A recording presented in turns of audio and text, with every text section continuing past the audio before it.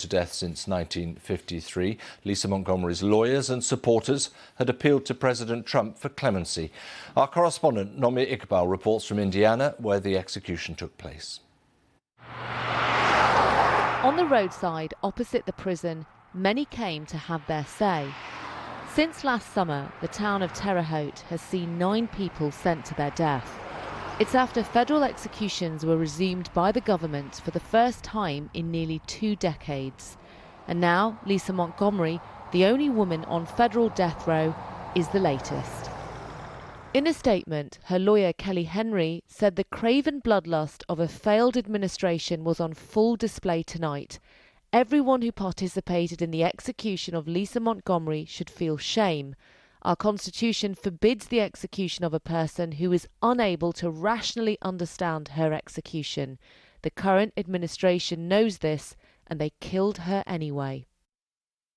Her lawyers and advocates say Montgomery wasn't the worst of society, but the most broken, and that as a mentally ill victim of childhood abuse, she deserved mercy, who should have been kept behind bars for the rest of her life. That's a view shared by people here. I just don't think that we have any right to kill somebody else. Nobody's saying that they didn't commit these crimes, and most of the people aren't saying that they committed them. I believe in a loving God that it has forgiveness, and I believe that we should not be killing people.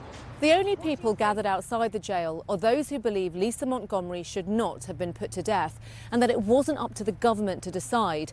But we've seen people driving past shouting abuse at the protesters because many think that capital punishment should exist for a shocking crime like this. In 2004, Montgomery travelled from her home in Kansas to Missouri to visit Bobby Jo Stinnett, who was heavily pregnant. She strangled her and kidnapped the baby from her womb. The baby survived. Bobby Jo Stinnett bled to death. For those close to Mrs. Stinnett, the death of Montgomery is the only justice they want, including the police officer who tracked her down. This case haunts those of us that worked it. This is a devil come back to earth disguised as Lisa Montgomery. For those who sat here into the night, they hoped Montgomery's fate would have been decided next week by the new president. Joe Biden has indicated he would abolish the federal death penalty. But time ran out, closing the page on the tortured life and horrific crime of Lisa Montgomery. Nomia Iqbal, BBC News, Indiana.